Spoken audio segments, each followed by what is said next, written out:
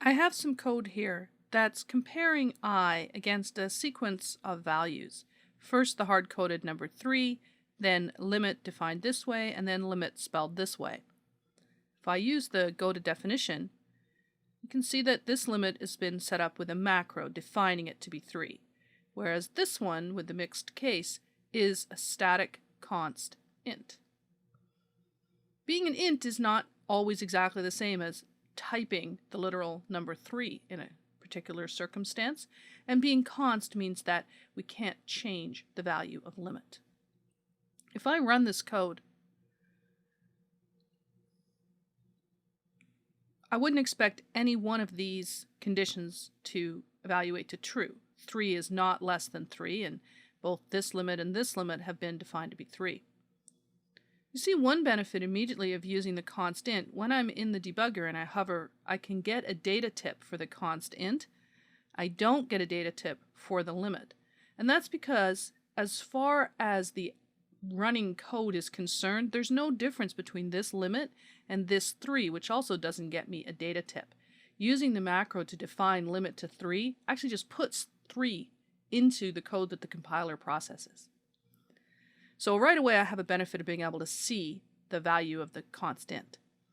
And if I step through, sure enough, none of these particular ifs come out to less than limit. Now let's uncomment this line and build. It says build succeeded, which freaks some people out because I'm redefining some, supposedly we call them constants that I set up with a macro, but they're not constants. Let's run again and continue to step through. And at this point, clearly it's still 3 because we didn't go in. Now we didn't redefine it to be 4. And sure enough, control is stepping into the limit. I is less than 4, and we're going to increment it. It's one of the huge problems with macros, that they can be redefined to a different value, whether that's accidentally or deliberately.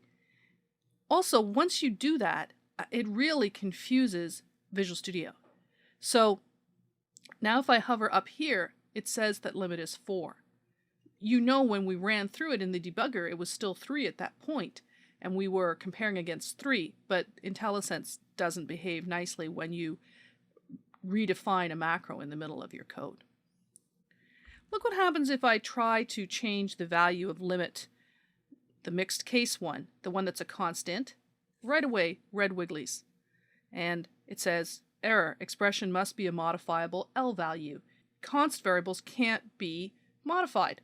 So it's not a modifiable L value, and therefore it can't be here on the left-hand side of an expression. I consider that to be a genuine feature. I can deliberately or accidentally redefine something that I set up with a macro. I can't do that when I'm using the const int approach. The other thing we have going on here is holder limit.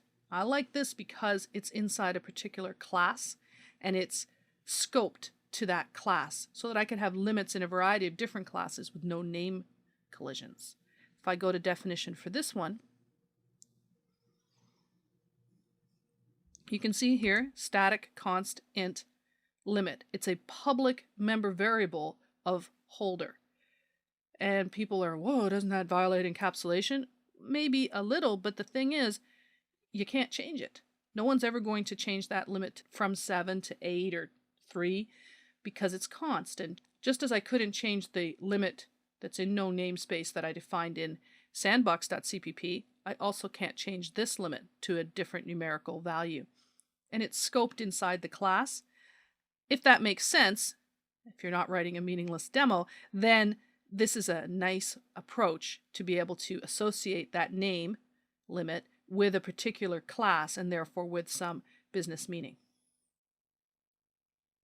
Now, if you want to get several different constants and hold them together and use them, then this may be a good case for an enum, especially if there's a particular variable that can have the value of any one of those constants. So here we have a variable whose type is compute type. Its name is CT. And you might think that compute type was a class or a struct, but it's actually an enum, as you can see from the hover.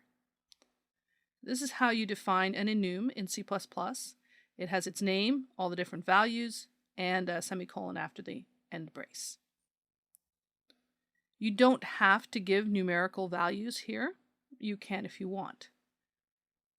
If I go back to where I used it, notice that we don't say compute type simple. We just say simple, or here complex. And when you hover, you get the full name like that.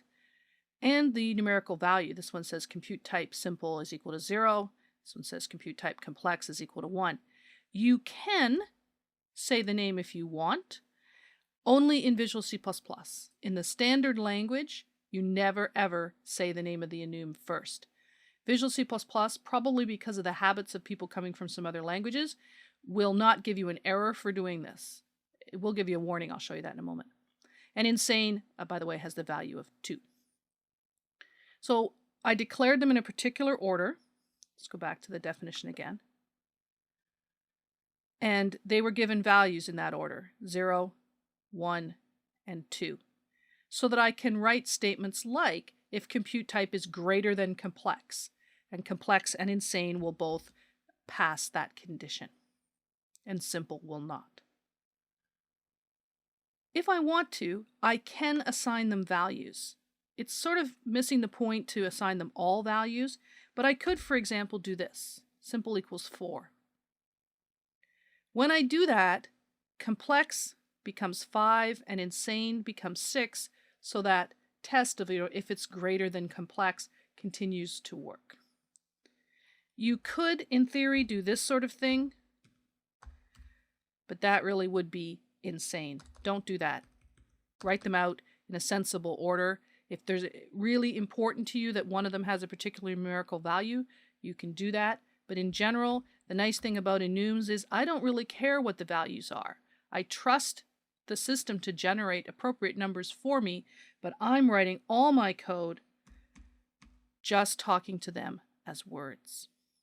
Now, one of the consequences of the not saying the name of the enum, just saying simple or complex, the name of the values inside your enum must be unique across all the other enums that are in play.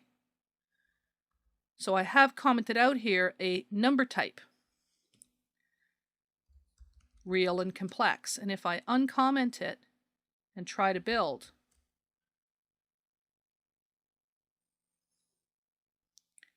says redefinition. Previous definition was enumerator. It's not the world's greatest error message, but what it's telling you is you cannot have two values called complex. So what happens is people give this sort of thing for number type, and here they might do this for compute type. And then that means going down into this other code.